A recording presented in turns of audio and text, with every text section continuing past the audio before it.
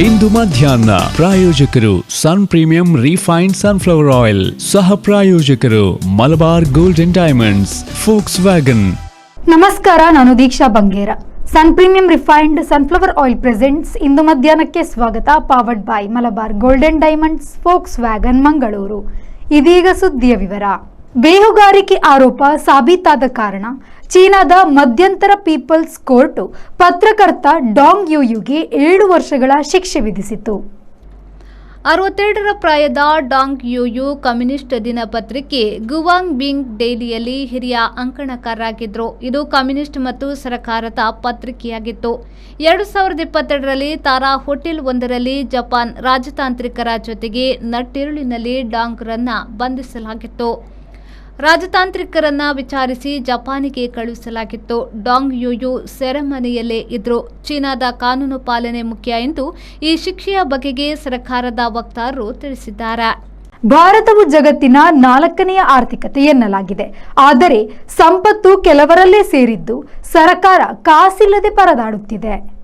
ಮಹಾಲೇಖಪಾಲರ CAG ವರದಿಯಂತೆ ಈ ಆರ್ಥಿಕ ವರ್ಷದ 8 ತಿಂಗಳಲ್ಲಿ ಕೇಂದ್ರ ಸರ್ಕಾರದ ವಿತ್ತೀಯ ಕೊರತೆಯು 46.5% ಏರಿದೆ. ಅಂದರೆ ಕೇಂದ್ರ ಸರ್ಕಾರದ ಬಜೆಟ್ ಅರ್ಧಕ್ಕರ್ಧ ಗೋತಾ ಎನ್ನುವುದು ಇದರ ಒಳಾರ್ಥವಾಗಿದೆ. ಇದರ ನಡುವೆ ಜಿಡಿಪಿ ಈ ದಶಕದಲ್ಲಿ ಅತಿ ಕನಿಷ್ಠ 5.4% ಇಳಿದಿದೆ. ಇದರಿಂದ ಬೆಲೆಯು ಹೇಗೆ ಬೇಕಾದ್ರೆ ಹಾಗೆ ಏರತೊಡಗಿದೆ. ಎಷ್ಟಾದರೂ ಭಾರತವು ಪ್ರಪಂಚದ 4ನೇ ಹಣಕಾಸು ದೇಶವಲ್ಲವೇ? ಹರೇಕಳ ಬೂತ್ ಅಧ್ಯಕ್ಷ ಶರತ್ ಕುಮಾರ್ ಗಟ್ಟಿ ಎಂಬವರ ಮೇಲೆ ಗುಂಪೊಂದು ನಡೆಸಿರುವ ಹಲ್ಲೆ ಪ್ರಕರಣವನ್ನು ವಿಧಾನ ಪರಿಷತ್ ಸದಸ್ಯ ಕಿಶೋರ್ ಕುಮಾರ್ ಪುತ್ತೂರು ತೀವ್ರವಾಗಿ ಖಂಡಿಸಿದ್ದಾರೆ. ಗಾಯಾಳು ಶರತ್ ಕುಮಾರ್ ಭೇಟಿಯಾಗಿ ಧೈರ್ಯ ತುಂಬಿದ ಕಿಶೋರ್ ಕುಮಾರ್ ಅವರು ಮತಾಂಧ ಗುಂಪು ನಡೆಸಿರುವ ದಾಳಿಯ ವಿರುದ್ಧ ಆಕ್ರೋಶ ವ್ಯಕ್ತಪಡಿಸಿದರು. ಕೂಡಲೇ ಗೃಹ ಇಲಾಖೆ ಆರೋಪಿಗಳನ್ನು ಬಂಧಿಸಲು ಪೊಲೀಸರಿಗೆ ಸೂಚನೆ ನೀಡಬೇಕು. ಇಲ್ಲದೆ ಹೋದಲ್ಲಿ ಹಿಂದೂ ಸಮಾಜ ಇದಕ್ಕೆ ತಕ್ಕ ಪ್ರತಿಕ್ರಿಯೆ ನೀಡಲಿದೆ ಎಂದು ಎಚ್ಚರಿಸಿದರು. ಶರತ್ ಕುಮಾರ್ ಮೇಲೆಯೇ ಕೇಸು ದಾಖಲಿಸುವ ಹುನ್ನಾರವು ನಡೆಯುತ್ತಿದೆ. ಗೃಹ ಸಚಿವರು ಈ ಕುರಿತು ತಕ್ಷಣವೇ ಸೂಕ್ತ ಕಾನೂನು ಕ್ರಮ ತೆಗೆದುಕೊಳ್ಳಬೇಕು. ಹಿಂದೂ ಸಮಾಜಕ್ಕೆ ಶಾಂತಿಗೆ ಕ್ರಾಂತಿ ಮಾಡಿ ಗೊತ್ತಿದೆ. ರಾಜ್ಯ ಕಾಂಗ್ರೆಸ್ ಸರ್ಕಾರ ಹಿಂದೂಗಳ ಮೇಲಿನ ದಬ್ಬಾಳಿಕೆ ತಡೆಯದೆ ಹೋದರೆ ಹಿಂದೂ ಸಮಾಜ ಯಾವುದೇ ಹೋರಾಟಕ್ಕೂ ಸಿದ್ಧವಾಗಿದೆ ಎಂದು ಅವರು ಹೇಳಿದರು.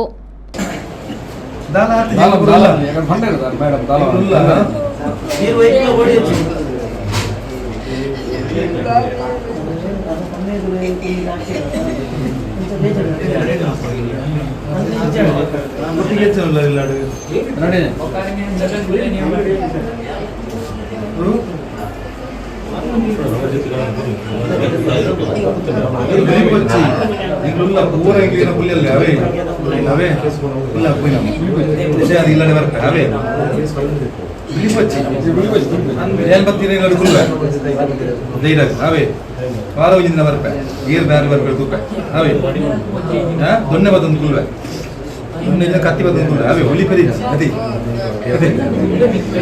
అక్కడ మంది ఉండదు 30 అది నేను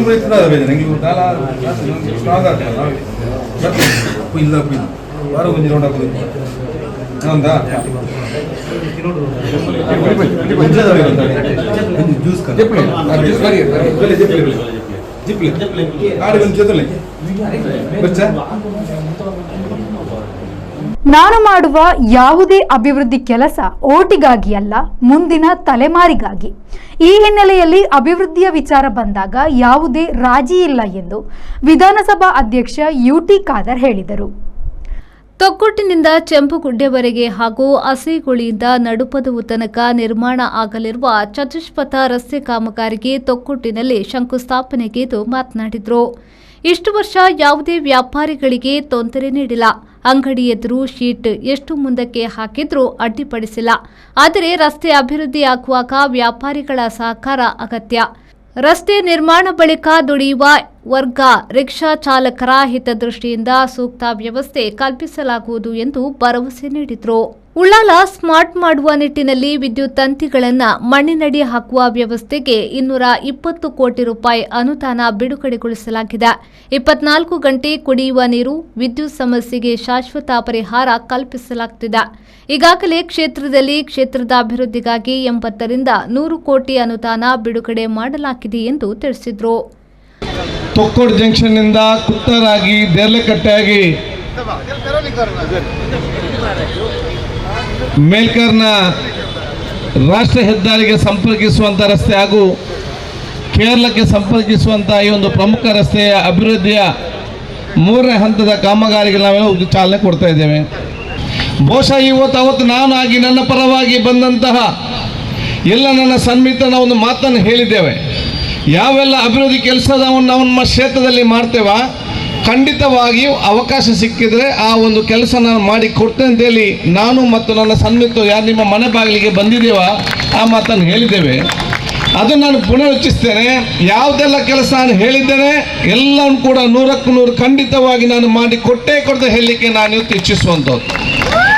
ಇವತ್ತು ಬಹುಶಃ ಈ ಒಂದು ನಮ್ಮ ರಸ್ತೆಗೆ ಸಂಬಂಧಪಟ್ಟಾಗೆ ಇದು ಬಹಳ ದೊಡ್ಡದ ಮಾತು ಕನಸು ಹಿಂದಿನಿಂದಲೂ ಕೂಡ ಹಂತವಾಗಿ ಬಹುಶಃ ನಾನು ವಿಶೇಷ ನಮ್ಮದೇ ಆದ ಅನುದಾನದಿಂದ ಯಾವುದೇ ಕೇಂದ್ರ ಸರ್ಕಾರದ ಅನುದಾನ ಇಲ್ಲದೆ ರಾಜ್ಯದ ವಿಶೇಷ ಅನುದಾನ ಇಲ್ಲದೆ ಶಾಸಕರಿಗೆ ಕೊಡುವಂಥ ಅನುದಾನದಲ್ಲೇ ಅದನ್ನು ಒಂದೇ ರಸ್ತೆಗೆ ಹಂತವಾಗಿ ಮೀಸಲಿಟ್ಟುಕೊಂಡು ಕಲಸಲ್ಲ ವಿಶೇಷ ಕೇಂದ್ರದ ಸಂದರ್ಭದಲ್ಲಿ ಏನು ಇವತ್ತು ತೊಕ್ಕೋಡು ಜಂಕ್ಷನ್ನಿಂದ ಬೊಬ್ಬಕಟ್ಟೆ ತನಕ ಮತ್ತು ನಮ್ಮ ಅಸೆಗೋಲಿಯಿಂದ ಅದಕ್ಕೆ ಮುಂದುವರಿಸುವಂಥ ಈ ಒಂದು ಕಾಮಗಾರಿಗೆ ನಾವು ಇವತ್ತು ಚಾಲನೆ ಕೊಡ್ತಾ ಇದ್ದೇವೆ. ನಾನು ಭಾಳಷ್ಟು ಅಭಿವೃದ್ಧಿ ಕೆಲಸ ಮಾಡಿದ್ದೇನೆ. ಅದು ಎಲ್ಲಿಯೂ ಕೂಡ ನಾನು ಈ ರೀತಿ ಕಾರ್ಯಕ್ರಮ ಮಾಡಿದ್ದು ಭಾಳಷ್ಟು ಕಡಿಮೆ. ಇಲ್ಲಿ ನಾನು ಯಾಕೆ ಮಾತಾಡ್ತೇನೆ ಅಂತ ಹೇಳಿದರೆ ಅದು ನಮಗೆ ಇಲ್ಲಿ ಪ್ರಚಾರ ಸಿಗಬೇಕಂತ ಅಲ್ಲ, ಈ ಊರೆಲ್ಲ ಅಂಗಡಿಯವರಿಗೆ ಮತ್ತು ರಿಕ್ಷಾ ಮಾಲಕರಿಗೆ ಚಾಲಕರಿಗೆ ಏನು ಅಭಿವೃದ್ಧಿ ಕೆಲಸ ಅಂತ ಇವತ್ತು ಗೊತ್ತಾಗಬೇಕಾದ್ರೆ ನಿಮಗೆ ಮಾಹಿತಿ ಬೇಕಂತ ಹೇಳಲಿಕ್ಕೆ ನಾನು ಇವತ್ತು ಮಾಡುವಂಥದ್ದು. ಯಾಕಂತ ಹೇಳಿದರೆ ಈ ರಸ್ತೆಗೆ ನಾನು ಪ್ರತಿನಿಧಿಯಾಗಿ ಅನುದಾನ ಬಿಡುಗಡೆ ಮಾಡ್ತೇನೆ. ಅದು ನನ್ನ ರಸ್ತೆ ಅಲ್ಲ, ಇದು ನಿಮ್ಮ ರಸ್ತೆ, ನಿಮ್ಮ ಆಸ್ತಿ ಸಂಪತ್ತು. ಭವಿಷ್ಯದಲ್ಲಿ ನಿಮಗೆ ಇದು ಬೇಕಾಗಿಲ್ಲದೆ ನಮಗೇನು ಬೇಕು, ನಾವು ಅಧಿಕಾರದಲ್ಲಿ ಇರ್ಬೋದು, ಅಧಿಕಾರದಲ್ಲಿ ಇಲ್ಲದೆ ಇರ್ಬೋದು, ಯಾರು ಎಷ್ಟು ಸಂಬಂಧ ಯಾರಿಗೆ ಕೂಡ ಇವತ್ತು ಗೊತ್ತಿಲ್ಲ. ಆದರೆ ರಸ್ತೆ ಮತ್ತು ನೀವು ಶಾಶ್ವತವಾಗಿ ಇಲ್ಲಿ ನೆಲೆ ನಿಲ್ಲುವಂಥ ಕೆಲಸ ಆಗ್ತದೆ. ನಿಮ್ಮ ಮಕ್ಕಳಿಗೆ, ಮೊಮ್ಮಕ್ಕಳಿಗೆ, ಅದರ ಮೊಮ್ಮಕ್ಕಳಿಗೆ ಎಲ್ಲರೂ ಕೂಡಿ ನೆಲೆ ನಿಲ್ಲುವಂಥ ವಿಚಾರ ಆಗ್ತದೆ. ಅದಕ್ಕೆ ಪೂರಕವಾಗುವಂಥ ನಾವು ಕೆಲಸವನ್ನು ನಾವು ಇವತ್ತು ಮಾಡಿಕೊಡ್ತೇವೆ ಅಂತ ಹೇಳಲಿಕ್ಕೆ ನಾನು ಇವತ್ತು ಇಚ್ಛಿಸ್ತೇನೆ. ಅದಕ್ಕಾಗಿ ನಿಮ್ಮೆಲ್ಲ ಈ ಕಡೆ ಶಾಪ್ದಾರರಿಗೂ, ಇಲ್ಲಿಯ ಶಾಪಿನ ಮಾಲಕರಿಗೂ, ಇಲ್ಲಿ ಹಿಂದಿನವ್ರಿಗೆಲ್ಲ ಹೇಳೋದಿಷ್ಟೇ, ದಯವಿಟ್ಟು ನಿಮಗೆ ಇಷ್ಟು ವರ್ಷ ನಾವು ಯಾರು ಕೂಡ ತೊಂದರೆ ಮಾಡಲಿಲ್ಲ. ನೀವು ಎಷ್ಟೇ ಶೀಟ್ ಹಾಕಿ, ನೀವು ಎಷ್ಟೇ ಮುಂದೆ ಬನ್ನಿ, ಅದಕ್ಕೆಲ್ಲ ಅವಕಾಶ ಮಾಡಿಕೊಡಲಾಗಿದೆ. ಈಗ ಅಭಿವೃದ್ಧಿ ಆಗುವಾಗ ನೀವೆಲ್ಲರೂ ಕೂಡ ನಮಗೆ ಸಹಕಾರ ಕೊಡಬೇಕಂತ ನಾನು ಕೇಳಲಿಕ್ಕೆ ನಾನು ಇವತ್ತು ಬಯಸ್ತೇನೆ. ಅದೆಲ್ಲ ಮುಂದೆ ಕಾಂಪ್ರಮೈಸ್ ಇವತ್ತು ಇರುವುದಿಲ್ಲ. ಯಾಕಂತ ಹೇಳಿದರೆ ಒಟ್ಟಾರೆ ಈ ರಸ್ತೆ ನೋಡಿ, ನಿಮ್ಗೆ ಗೊತ್ತಿ, ಮಂಗಳೂರಿಗಿಂತ ನೆಕ್ಸ್ಟ್ ಇವತ್ತು ತೊಕ್ಕೋಟೆ ಇವತ್ತು ದೊಡ್ಡ ಅಭಿವೃದ್ಧಿಯ ಕೇಂದ್ರವಾಗಿ ಪರಿವರ್ತನೆ ಆಗ್ತದೆ. ಅದಕ್ಕೆ ಬೇಕಾಗುವಂಥ ಕೆಲಸ ಕಾಮಗಾರಿಗಳು ಮಾಡಿಕೊಡೋ ಜವಾಬ್ದಾರಿ ನನ್ನ ಇವತ್ತು ಜವಾಬ್ದಾರಿ ಆಗಿದೆ. ನಾನೊಂದು ಕೆಲಸವನ್ನು ಮಾಡುವಾಗ ಅದು ನನ್ನ ಓಟಿಗಾಗಿ ಬರೀ 5 ವರ್ಷಕ್ಕೆ ನಾನು ಸೀಮಿತವಾಗಿ ನನ್ನ ಯಾವುದೇ ಕೆಲಸ ನಾನು ಮಾಡೋದಿಲ್ಲ. ನನ್ನ ಇವತ್ತು ಯಾವುದೇ ಒಂದು ಕೆಲಸ ಇದ್ರೂ ಕೂಡ ಅದು ಮುಂದಿನ ಜನಾಂಗಕ್ಕೆ ಮತ್ತು ಇನ್ನು ಹುಟ್ಟಿ ಬರುವಂಥ ಮಕ್ಕಳಿಗೆ ಬೇಕಾದಂಥ ವ್ಯವಸ್ಥೆ ಮಾಡಿಕೊಡೋದೇ ನನ್ನ ಜವಾಬ್ದಾರಿ ಅಂತ ಹೇಳಲಿಕ್ಕೆ ನಾನು ಇವತ್ತು ಬಯಸ್ತೇನೆ. ಈ ತೊಕ್ಕೋಡು ಜಂಕ್ಷನ್ ನಮಗೆ ನಿಮಗೆ ಮಾತ್ರ ಅಲ್ಲ, ಈ ತೊಕ್ಕೋಡು ಜಂಕ್ಷನ್ ಇನ್ನು ಕೋಟ್ಯಾಂತರ ಹುಟ್ಟಿ ಬರುವಂಥ ಮಕ್ಕಳಿದ್ದಾರೆ, ಅವರು ದೊಡ್ಡವರಾಗುವಾಗ ಬೇಕಾಗುವಂಥ ಮೂಲಭೂತ ಸೌಕರ್ಯ ಕೊಡುವ ಜವಾಬ್ದಾರಿ ಅದು ನಿಮ್ಮೆಲ್ಲರ ಜವಾಬ್ದಾರಿ ಅಂತ ನಾನು ಹೇಳಲಿಕ್ಕೆ ನಾನು ಇವತ್ತು ಬಯಸ್ತೇನೆ. ಹೋಗಿ ಬರುವಂಥ ವ್ಯವಸ್ಥೆಗೆ ಸೀಮಿತವಾಗಿ ಅದಕ್ಕೆ ಮಾದರಿಯಾಗಿ ಇದಕ್ಕೆ ನಾವು ರಸ್ತೆಯನ್ನು ಇವತ್ತು ನಾವು ಡಿಸೈನ್ ಇವತ್ತು ಮಾಡಿದ್ದೇವೆ ಅಂತ ಹೇಳಲಿಕ್ಕೆ ನಾನು ಇವತ್ತು ಬಯಸ್ತೇನೆ. ಅದಕ್ಕಾಗಿ ಎಲ್ಲ ನಿಮ್ಮ 2 ಬದಿಯ ಶಾಪ್ದಾರರು ಇದೆಲ್ಲ ತಮ್ಮ ಸಹಕಾರ ಕೊಡುವಂಥ ಕೆಲಸ ತಾವೆಲ್ಲ ಇವತ್ತು ಮಾಡಬೇಕು. ಆದಷ್ಟು ಬೇಗನೆ ಈ ಕೆಲಸದ ಕಾಮಗಾರಿಗೆ ಪೂರ್ತಿಗೊಳಿಸುವ ಜವಾಬ್ದಾರಿ ನಮ್ಮ ಜವಾಬ್ದಾರಿ ಹೇಳಲಿಕ್ಕೆ ನಾನು ಇವತ್ತು ಇಚ್ಛಿಸುವಂಥದ್ದು. ಈ ಒಂದು ಕೆಲಸ ಸಂದರ್ಭದಲ್ಲಿ ನಮ್ಮ ರಿಕ್ಷಾ ಚಾಲಕರಿಗೆ ಮತ್ತು ಮಾಲಕರಿಗೆ ಭಾಳ ಟೆನ್ಷನ್ ಇರ್ಬೋದು. ಬಹುಶಃ ನಮಗೆ ನಮ್ಮ ಶಿಫ್ಟ್ ನಮ್ಗೆ ಎಲ್ಲಿಗೆ ಹೋಗ್ತೇವೆ ಅಂತೇಳಿ ನೀವೇನು ಹೆದರಬೇಡಿ. ನಮಗೆ ಎಷ್ಟು ಮಹತ್ವ ಮತ್ತು ನೀವು ಅಂಗಡಿಯವ್ರಿಗೆ ಎಷ್ಟು ಮಹತ್ವ, ನಮ್ಮ ಜನಸಾಮಾನ್ಯ ಎಷ್ಟು ಮಹತ್ವ ಇದೆಯಾ ಅಷ್ಟೇ ಮಹತ್ವವನ್ನು ಕೂಡ ನಾವು ರಿಕ್ಷಾ ಚಾಲಕರಿಗೆ ಮತ್ತು ಮಾಲಕರಿಗೂ ಕೂಡ ಕೊಡ್ತೇವೆ ಅಂತ ಹೇಳಲಿಕ್ಕೆ ನಾನು ಇವತ್ತು ಬಯಸ್ತೇನೆ. ಈ ಸಂದರ್ಭ ಧಾರ್ಮಿಕ ಪರಿಷತ್ನ ಸದಸ್ಯ ಸುರೇಶ್ ಭಟ್ನಗರ, ಮೂಡಾದ ಅಧ್ಯಕ್ಷ ಸದಾಶಿವ ಉಳ್ಳಾಲ್, ಗೇರು ಅಭಿವೃದ್ಧಿ ನಿಗಮದ ಅಧ್ಯಕ್ಷೆ ಮಮತಾ ಗಟ್ಟಿ, ಮಾಜಿ ಅಧ್ಯಕ್ಷ ಇಬ್ರಾಹಿಂ ಕೋಡಿಜಾಲ್, ನಗರಸಭೆಯ ಅಧ್ಯಕ್ಷೆ ಶಶಿಕಲಾ ಚೆಂಬುಗುಡ್ಡೆ, ಉಪಾಧ್ಯಕ್ಷೆ ಸಪ್ನಾ, ಮಾಜಿ ಉಪಾಧ್ಯಕ್ಷ ಯುಪಿ ಆಯೂಬ್ ಮಂಚಿಲಾ, ಸದಸ್ಯ ಬಾಸಿಲ್ ಡಿಸೋಸಾ, ಕಣಚೂರು ಶಿಕ್ಷಣ ಸಂಸ್ಥೆಯ ಅಧ್ಯಕ್ಷ ಯುಕೆ ಮೋನು, ಉಳ್ಳಾಲ ಬ್ಲಾಕ್ ಕಾಂಗ್ರೆಸ್ ಅಧ್ಯಕ್ಷ ರಮೇಶ್ ಶೆಟ್ಟಿ ಬೋಳಿಯಾರ್, ಉಳ್ಳಾಲ ದರ್ಗದ ಮಾಜಿ ಪ್ರಧಾನ ಕಾರ್ಯದರ್ಶಿ ಮೊಹಮ್ಮದ್ ವಾಹಾ, ಲೋಕೋಪಯೋಗಿ ಇಲಾಖೆಯ ಕಾರ್ಯನಿರ್ವಾಹಕ ಅಭಿಯಂತರ ಅಮರನಾಥ್ ಜೈನ್ ಮೊದಲಾದವರು ಉಪಸ್ಥಿತರಿದ್ದರು. ವಿದ್ಯಾಧರ್ ವಿ4 ನ್ಯೂಸ್ ಉಳ್ಳಾಲ. ಕಾರ್ಕಳ ಪುರಸಭೆ ವ್ಯಾಪ್ತಿಯ 12ನೇ ವಾರ್ಡಿನಲ್ಲಿರುವ ಕಾರ್ಕಳ ಪುರಸಭೆ ವ್ಯಾಪ್ತಿಗೆ ಸಮಗ್ರವಾಗಿ ಸರಬರಾಜು ಆಗುತ್ತಿದ್ದ ರಾಮಸಮುದ್ರದ ನೀರು ಕೆಲವು ಸಮಯದಿಂದ ಕಲುಷಿತಗೊಂಡಿದೆ. ನೀರಿನ ಮೇಲ್ಭಾಗದಲ್ಲಿ ತೈಲದ ಅಂಶ ತೇಲುತ್ತಿದ್ದು ಈ ನೀರನ್ನು ಕುಡಿಯುವುದಕ್ಕೂ ಹಾಗೂ ಸ್ನಾನ ಮಾಡುವುದಕ್ಕೂ ಯೋಗ್ಯವಿಲ್ಲವೆನಿಸಿದೆ.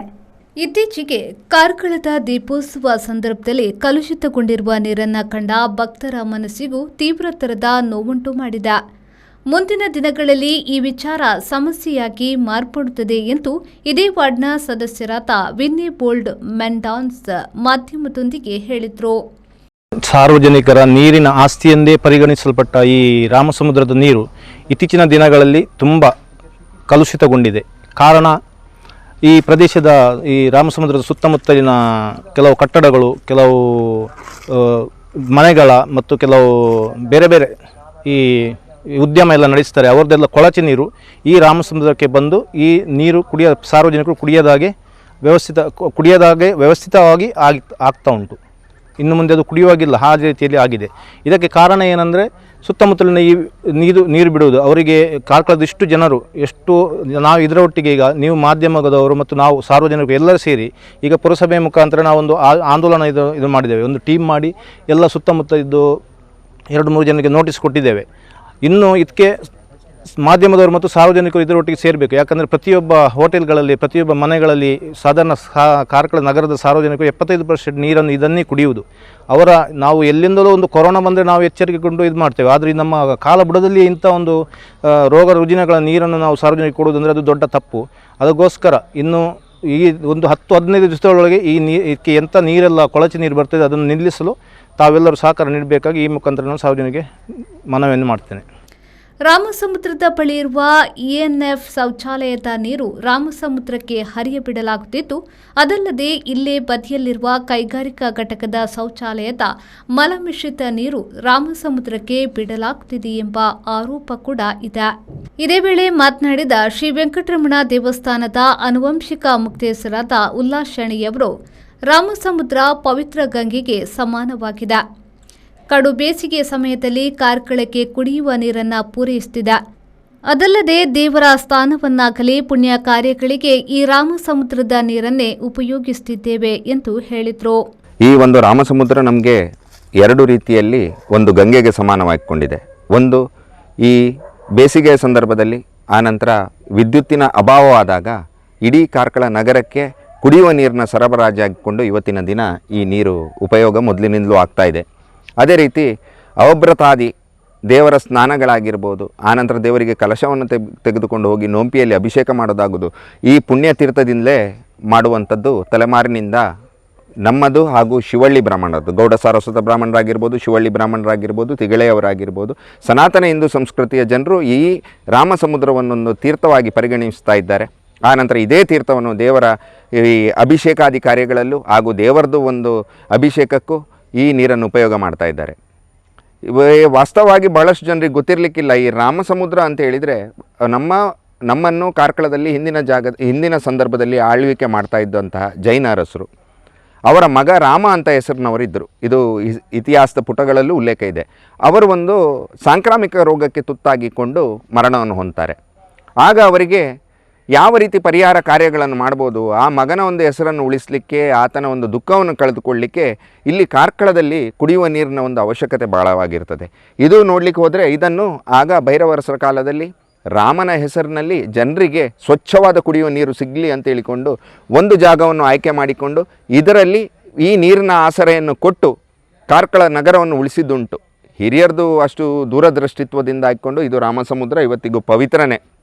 ಇವತ್ತಿನ ದಿನಗಳಲ್ಲಿ ಆಸುಪಾಸಿನಲ್ಲಿ ಇರುವಂಥ ಕೈಗಾರಿಕೆಗಳು ಉದ್ಯಮಗಳಾಗಿರ್ಬೋದು, ಅದೇ ರೀತಿ ಸರ್ಕಾರಿ ANFನವರದು ಕೊಟ್ಟಿರುವಂಥ ಒಂದು ಕ್ವಾರ್ಟರ್ಸ್ ಆಗಿರ್ಬೋದು, ಅದೇ ರೀತಿ ಅವರ ನಾಯಿಯನ್ನು ಸಾಕುವಂಥ ಒಂದು ಪ್ರಯೋಗಾಲಯ ಆಗಿರ್ಬೋದು, ಅಲ್ಲಿಯ ಕೊಳಚೆ ನೀರನ್ನು ಕೂಡ ಇದಕ್ಕೆ ಕೊಡ್ತಾ ಇದ್ದಾರೆ. ಇದನ್ನು ಬೇಸಿಗೆ ಸಂದರ್ಭದಲ್ಲಿ ನಾವು ನೋಡಿದ್ದು ಉಂಟು. ಈಗ ಈ 1 ತಿಂಗಳು ಕಳೆದ ಕೂಡಲೇ ನೀರಿನ ಪ್ರಮಾಣ ಕೆಳಕ್ಕೆ ಹೋದಾಗ ಇನ್ನೂ ಕೂಡ ಮೇಲ್ಮೈಯಲ್ಲಿ ತೇಲುವಂಥ ಕಶ್ಮಲಗಳು ಆರಂಭ ಆಗ್ತದೆ. ಈ ನೀರನ್ನು ಇವತ್ತಿನವರೆಗೆ ಯಾರು ಟೆಸ್ಟ್ ಮಾಡಿದಾರೋ ಯಾರೋ ಗೊತ್ತಿಲ್ಲ, ಡೈರೆಕ್ಟಾಗಿ ಪುರಸಭೆಯವರು ನಮಗೆ ನಗರ ಪ್ರದೇಶಗಳಿಗೆ ಕುಡಿಯುವ ನೀರಿಗೋಸ್ಕರ ಕಳಿಸ್ತಾ ಇದ್ದಾರೆ. ಮೊದಲು ಇದು ಶುದ್ಧ ಸ್ಫಟಿಕ ರೀತಿಯಲ್ಲಿದ್ದಂಥ ನೀರು ಇವತ್ತಿಗೆ ಕಲುಷಿತಗೊಂಡಿದೆ. ಇನ್ನಾದರೂ ಜನಪ್ರತಿನಿಧಿಗಳು ಅದೇ ರೀತಿ ಸಾರ್ವಜನಿಕರು ಎಚ್ಚೆತ್ತುಕೊಂಡು ತಮ್ಮ ಆರೋಗ್ಯದ ಬಗ್ಗೆ ತಾವೇ ಕಾಳಜಿ ವಹಿಸಬೇಕು. ಈಗ ಕಲಿಯುಗ, ಈಗ ನಡೀತಿರುವಂಥ ಈ ಎಲ್ಲ ವಿಚಾರಗಳನ್ನು ನೋಡಿದರೆ ನಮ್ಮ ತಲೆ ಮೇಲೆ ನಮ್ಮದೇ ಕೈ ಇಲ್ಲ. ದಯವಿಟ್ಟು ಪುರಸಭೆಯ ನೀರನ್ನು ಕುಡಿಯುವುದನ್ನು ನಿಲ್ಲಿಸಿ ಬಿಸ್ಲೇರಿ ಬಾಟ್ಲನ್ನು ಕುಡಿಯಿರಿ. ಇಲ್ಲ ಅಂತಾದರೆ ಇನ್ನು ಮುಂದಕ್ಕೆ ಸಾಂಕ್ರಾಮಿಕ ರೋಗಕ್ಕೆ ಉಡುಪಿ ಜಿಲ್ಲೆಗೆ ಮಾದರಿಯಾಗಿ ರಾಮಸಮುದ್ರ ಪರಿವರ್ತನೆ ಆಗ್ತಾ ಉಂಟು. ದಯವಿಟ್ಟು ಎಲ್ಲರಲ್ಲಿ ಒಂದು ವಿನಂತಿ, ಜನಪ್ರತಿನಿಧಿಗಳ ಮನೆಗೆ ಹೋಗಿ, ಜನಪ್ರತಿನಿಧಿಗಳ ಆಫೀಸಿಗೆ ಹೋಗಿ ನಿಮ್ಮ ಮುಂದಿನ ತಲೆಮಾರನ್ನು ಹಾಗೂ ನಿಮ್ಮನ್ನು ನೀವೇ ರಕ್ಷಿಸಿಕೊಳ್ಳುವಂಥ ಜವಾಬ್ದಾರಿ ಇದೆ. ಅದೇ ರೀತಿ ಸನಾತನ ಸಂಸ್ಕೃತಿಯಿಂದ ದೇವರನ್ನು ಸ್ನಾನ ಮಾಡಿಸಲಿಕ್ಕೆ ತರುವಂಥ ಎಲ್ಲ ಸಂಘಟನೆಗಳು, ಅದೇ ರೀತಿ ಎಲ್ಲ ದೇವಸ್ಥಾನಗಳು ಈ ನಿಟ್ಟಿನಲ್ಲಿ ಒಂದು ಹೋರಾಟವನ್ನು ಮಾಡಬೇಕು. ಒಂದು ರೀತಿಯ ಭಾರತ್ ಜೋಡೋ ರೀತಿಯಲ್ಲಿ ಇವತ್ತು ನಾವು ಜನರು ಒಟ್ಟಾಗಿ ಹೋರಾಟ ಮಾಡಬೇಕಾಗ್ತದೆ. ಯಾಕಂದರೆ ಎಲ್ಲರೂ ಕಣ್ಣು ಮುಚ್ಚಿ ಕೂತಾಗ ನಾವು ಕೂಡ ಕಣ್ಣು ಮುಚ್ಚಿ ಕೂತಿದ್ದೇವೆ ಅಂತ ಆಗೋದು ಬೇಡ. ನಮ್ಮ ಹೋರಾಟಕ್ಕೆ ಯಾವತ್ತಿದ್ರೂ ಫಲ ಸಿಕ್ಕೇ ಸಿಗ್ತದೆ. ಮುಂದಿನ ದಿನಗಳಲ್ಲಿ 1 ವಾರಗಳ ಕಾಲ ನಾವು ಸಮಯಾವಕಾಶವನ್ನು ಜನಪ್ರತಿನಿಧಿಗಳಿಗೆ ಹಾಗೂ ಪುರಸಭೆಗೆ ಕೊಡಲಿಕ್ಕೆ ಇಚ್ಛೆಪಡ್ತೇವೆ. 1 ವಾರದ ಒಳಗೆ ಇದರ ಬಗ್ಗೆ ಏನಾದರೂ ಕೆಲಸ ಕಾರ್ಯಗಳು ಮಲಿನತೆಯನ್ನು ನಿಲ್ಲಿಸುವ ಬಗ್ಗೆ ಕಾರ್ಯಕ್ರಮಗಳನ್ನು ಮಾಡದಿದ್ದರೆ ಕಾರ್ಕಳದ ಮೂಲೆ ಮೂಲೆಗಳಿಂದ ಎಲ್ಲ ವಾರ್ಡ್ಗಳಿಂದ ಪುರಸಭೆಗೆ ಮುತ್ತಿಗೆ ಹಾಕುವಂಥ ಕಾರ್ಯಕ್ರಮವನ್ನು ನಾವು ಮುಂದಿನ ದಿನದಲ್ಲಿ ಹಮ್ಮಿಲಿಕ್ಕಿದ್ದೇವೆ ಅಂತ ಹೇಳಿಕೊಂಡು ಈ ಒಂದು ವಿಚಾರವನ್ನು ಮನದಟ್ಟು ಮಾಡಲಿಕ್ಕೋಸ್ಕರ ಹೇಳುತ್ತಾ ಇದ್ದೇನೆ. ಸಮಸ್ತ ಸನಾತನ ಹಿಂದೂ ಧರ್ಮದವರು ಈ ರಾಮಸಮುದ್ರದ ನೀರನ್ನು ತೀರ್ಥವಾಗಿ ಪರಿಗಣಿಸುತ್ತಾರೆ. ಕೆಲ ವರ್ಷಗಳ ಹಿಂದೆ ಶುದ್ಧ ಸ್ಫಟಿಕದಂಥ ನೀರು ಈಗ ಕಲುಷಿತಗೊಂಡಿದೆ. ಈ ಸಂದರ್ಭದಲ್ಲಿ ಜನಪ್ರತಿನಿಧಿಗಳು ಹಾಗೂ ಕಾರ್ಕಳದ ಸಾರ್ವಜನಿಕರು ತಮ್ಮ ಆರೋಗ್ಯದ ಬಗ್ಗೆ ಕಾಳಜಿ ವಹಿಸಬೇಕು. ಇಲ್ಲದಿದ್ದಲ್ಲಿ ಅಂಗಡಿಗಳಲ್ಲಿ ಸಿಗುವ ಶುದ್ಧ ನೀರಿನ ಬಾಟಲಿಗಳನ್ನು ಉಪಯೋಗಿಸಿ ಒಂದು ವೇಳೆ ನಾವು ಎಚ್ಚರ ತಪ್ಪಿದ್ದಲ್ಲಿ ಈ ಪವಿತ್ರ ರಾಮಸಮುದ್ರ ನೀರು ಉಡುಪಿ ಜಿಲ್ಲೆಗೆ ಸಾಂಕ್ರಾಮಿಕ ರೋಗಕ್ಕೆ ಕಾರಣವಾಗಬಹುದೆಂಬ ಎಚ್ಚರಿಕೆಯ ಮಾತನ್ನ ಹೇಳಿದ್ರು. KM Khaleel, V4 news, Karkala. ಬಂಗಾಳಕೊಲ್ಲಿಯ ನೈಋತ್ಯ ಭಾಗದಲ್ಲಿ ತೀವ್ರ ವಾಯುಭಾರ ಕುಸಿತ ಉಂಟಾಗಿ ಫೆಂಗಲ್ ಚಂಡಮಾರುತ ರೂಪುಗೊಂಡಿದೆ. ಇದರಿಂದ ಉತ್ತರ ತಮಿಳುನಾಡಿನ ಹಲವು ಭಾಗಗಳಲ್ಲಿ ಬಿರುಗಾಳಿ ಸಹಿತ ಭಾರಿ ಮಳೆ ಸುರಿಯುತ್ತಿದೆ. ಫೆಂಗಲ್ ಚಂಡಮಾರುತವು ಪುದುಚೇರಿಗೆ ಅಪ್ಪಳಿಸುವ ಸಾಧ್ಯತೆ ಇದೆ. ಮಧ್ಯಾಹ್ನ ಕಾರೈಕಲ್ ಮತ್ತು ಮಾಮಲ್ಲಪುರಂನಲ್ಲಿ ಭೂಕುಸಿತವಾಗುವ ಸಾಧ್ಯತೆ ಇದೆ ಎಂದು ಭಾರತೀಯ ಹವಾಮಾನ ಇಲಾಖೆ ಎಚ್ಚರಿಕೆ ನೀಡಿದೆ. ಶುಕ್ರವಾರ ರಾತ್ರಿಯಿಂದಲೇ ಕರಾವಳಿ ಪ್ರದೇಶಗಳಲ್ಲಿ ಮಳೆ ಸುರಿಯುತ್ತಿದ್ದು ಹಲವಾರು ಪ್ರದೇಶಗಳು ಜಲಾವೃತಗೊಂಡಿವೆ. ವಿಪತ್ತು ನಿರ್ವಹಣೆಗಾಗಿ ಪೊಲೀಸರು ಮತ್ತು ಅಗ್ನಿಶಾಮಕ ರಕ್ಷಣಾ ಸಿಬ್ಬಂದಿಯನ್ನ ನಿಯೋಜಿಸಲಾಗಿದೆ. ಭಾರೀ ಮಳೆಯ ಹಿನ್ನೆಲೆ ಚೆನ್ನೈ ವಿಮಾನ ನಿಲ್ದಾಣದಲ್ಲಿ 12 ವಿಮಾನಗಳ ಕಾರ್ಯಾಚರಣೆಯನ್ನ ರದ್ದುಗೊಳಿಸಲಾಗಿದೆ. ಸದ್ಯ ಮೆಟ್ರೋ ರೈಲು ಕಾರ್ಯಾಚರಿಸುತ್ತಿವೆ. ಸಮುದ್ರ ಪ್ರಕ್ಷುಬ್ಧವಾಗಿರುವುದರಿಂದ ಮರೀನಾ ಹಾಗೂ ಮಾಮಲ್ಲಪುರಂ ಸೇರಿದಂತೆ ಪ್ರಮುಖ ಬೀಚ್ಗಳಿಗೆ ಪ್ರವೇಶ ನಿರ್ಬಂಧಿಸಲಾಗಿದೆ. ಸರ್ಕಾರ ಈಗಾಗಲೇ ಶಿಕ್ಷಣ ಸಂಸ್ಥೆಗಳಿಗೆ ರಜೆಯನ್ನ ಘೋಷಿಸಿದೆ. ಅಲ್ಲದೆ ಉದ್ಯೋಗಿಗಳು ಮನೆಯಿಂದಲೇ ಕೆಲಸ ಮಾಡುವಂತೆ ಐಟಿ ಸಂಸ್ಥೆಗಳಿಗೆ ಮನವಿಯನ್ನ ಮಾಡಿದೆ.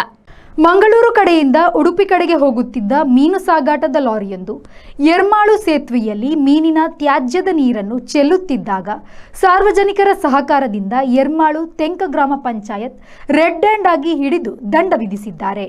ಸೇತುವೆಯ ಆಸುಪಾಸಿನಲ್ಲಿ ಗ್ರಾಮ ಪಂಚಾಯತ್ ಸಹಿತ ಗ್ರಾಮಸ್ಥರು ಎಚ್ಚರಿಕಾ ನಾಮಫಲಕವನ್ನು ಅಳವಡಿಸಿದ್ರು. ಕ್ಯಾರೆ ಅನ್ನದ ಹೆದ್ದಾರಿ ಸಂಚಾರಿಗಳು ಸೇತುವೆಯ ಮೇಲೆ ಕೆಳಗೆ ಘನತ್ಯಾಜ್ಯ ಎಸೆಯುವುದು, ಮೀನು ಸಾಗಾಟ ವಾಹನಗಳು ನೇರವಾಗಿ ಪೈಪ್ ಅಳವಡಿಸಿ ಸೇತುವೆಯ ಕೆಳಭಾಗಕ್ಕೆ ಮೀನಿನ ತ್ಯಾಜ್ಯ ನೀರು ಬಿಡುವುದು ಮಾಡುತ್ತಿದ್ದ ಬಗ್ಗೆ ಸಾರ್ವಜನಿಕರಿಂದ ಭಾರಿ ದೂರುಗಳು ಗ್ರಾಮ ಪಂಚಾಯತ್ಗೆ ಬರುತ್ತಿದ್ದು, ಇದರಿಂದ ಸೇತುವೆಯ ಪ್ರದೇಶ ದುರ್ನಾತ ಬೀರುವಂತಾಗಿತ್ತು. ಇದೀಗ ಕೋಟಾ ಫಿಶ್ ಮಿಲ್ಗೆ ಮೀನು ಸಾಗಾಟ ನಡೆಸುವ ವಾಹನ ಯಾವುದೇ ಅಂಜಿಕೆ ಇಲ್ಲದಂತೆ 2 ವಾಹನಗಳನ್ನು ಕಾನೂನು ಬಾಹಿರವಾಗಿ ಸೇತುವೆಯ ಮೇಲೆ ಹೆದ್ದಾರಿಯಲ್ಲೇ ನಿಲ್ಲಿಸಿ ಒಂದು ವಾಹನದಿಂದ ಪೈಪ್ ಮೂಲಕ ನೀರು ಬಿಡುತ್ತಿದ್ದು, ಸಾರ್ವಜನಿಕರ ಮಾಹಿತಿಯ ಮೇರೆಗೆ ಸ್ಥಳಕ್ಕೆ ಬಂದ ಎರ್ಮಾಳು ಗ್ರಾಮ ಪಂಚಾಯತ್ ಸದಸ್ಯ ಬಾಲಚಂದ್ರ, ಕಾರ್ಯದರ್ಶಿ ಹಾಗೂ ಸಿಬ್ಬಂದಿಗಳು ತಪ್ಪಿತಸ್ಥ ವಾಹನ ಚಾಲಕನಲ್ಲಿ ದಂಡ ವಸೂಲಿ ಮಾಡಿ ಎಚ್ಚರಿಕೆಯನ್ನ ನೀಡಿದ್ದಾರೆ. ಸುರೇಶ್ ಶರ್ಮಾಳ್, ವಿ4 ನ್ಯೂಸ್, ಪಡುಬಿದ್ರಿ. ಮಹಿಳಾ ಮತ್ತು ಮಕ್ಕಳ ಕಲ್ಯಾಣ ವಿಕಲಾಂಗಚೇತನ ಯಾವುದೇ ಅನುದಾನವನ್ನು ನಾವು ಕಡಿತ ಮಾಡುವುದಿಲ್ಲ. ಇಲಾಖೆಗೆ 8,000 ಅರ್ಜಿಗಳು ಬಂದಿದೆ ಎನ್ನುವುದು ಸುಳ್ಳು. 2,25,000 ಅರ್ಜಿಗಳು ಬಂದಿವೆ. ನಾವು ಅನುದಾನ ಕಟ್ ಮಾಡಿಲ್ಲ, ಕಟ್ ಮಾಡೋದಕ್ಕೂ ಬಿಡುವುದಿಲ್ಲ ಎಂದು ಉಡುಪಿ ಜಿಲ್ಲಾ ಉಸ್ತುವಾರಿ ಸಚಿವೆ ಲಕ್ಷ್ಮೀ ಹೆಬ್ಬಾಳ್ಕರ್ ಹೇಳಿದರು. ಅವರು ಉಡುಪಿಯಲ್ಲಿ ಮಾಧ್ಯಮದವರ ಪ್ರಶ್ನೆಗೆ ಪ್ರತಿಕ್ರಿಯಿಸಿದರು. ಸಪ್ಲಿಮೆಂಟರಿ ಬಜೆಟ್ನಲ್ಲಿ ಪ್ರಸ್ತಾವನೆ ಕಳುಹಿಸಿದ್ದೇನೆ, ಕ್ಲಿಯರ್ ಆಗ್ತದೆ. ಈಗಾಗಲೇ 10 ಕೋಟಿ ರೂಪಾಯಿ ಯಥಾವತ್ತಾಗಿ ಬಿಡುಗಡೆ ಮಾಡಲಾಗಿದೆ. ನಮ್ಮ ಇಲಾಖೆ 32,000 ಕೋಟಿಗಿಂತ ಹೆಚ್ಚಿನ ಗಾತ್ರವನ್ನು ಹೊಂದಿದೆ ಎಂದರು.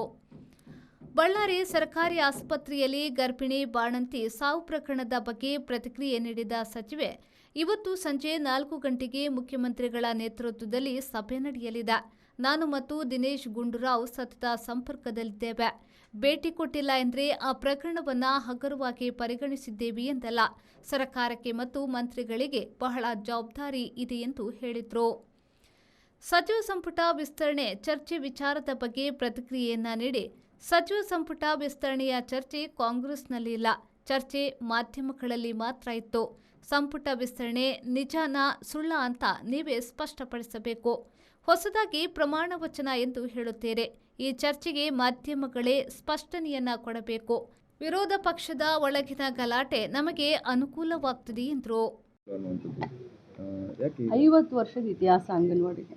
ಈ ವರ್ಷಕ್ಕೆ ನಮ್ಮ ರಾಜ್ಯದಲ್ಲಿ ಪ್ರಥಮ ಬಾರಿಗೆ ಅಂಗನವಾಡಿ ಆಗಿದೆ.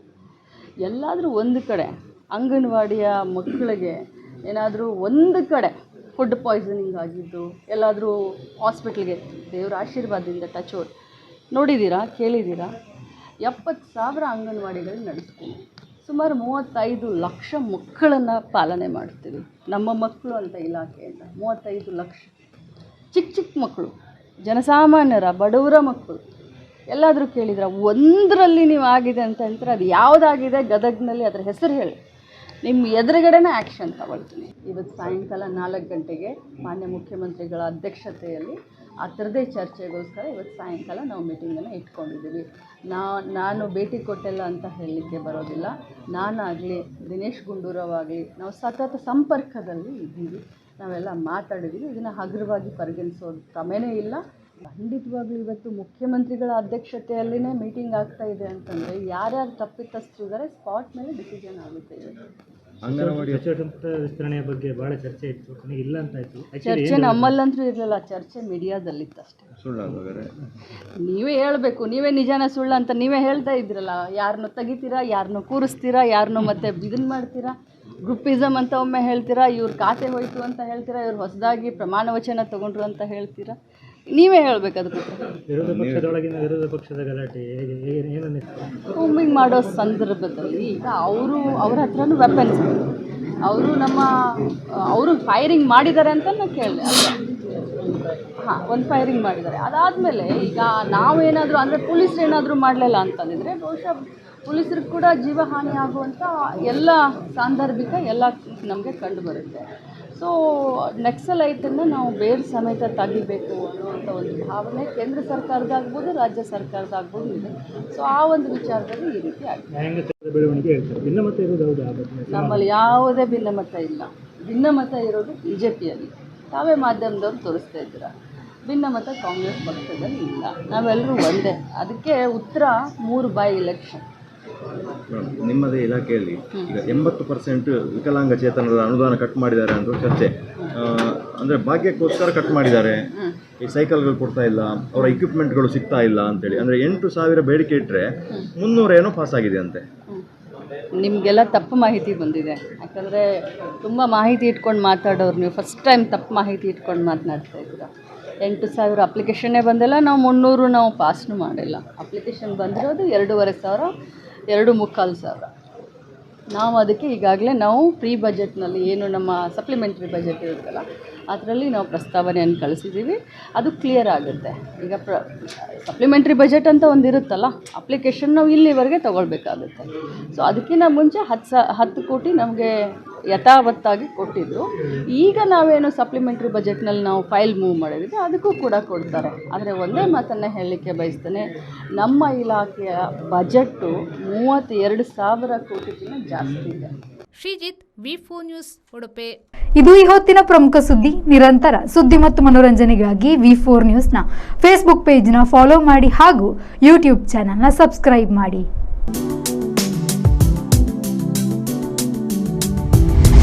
ಇಂದು ಮಧ್ಯಾಹ್ನ ಪ್ರಾಯೋಜಕರು Sun Premium refined sunflower oil, ಸಹ ಪ್ರಾಯೋಜಕರು Malabar Golden Diamonds, forks wagon.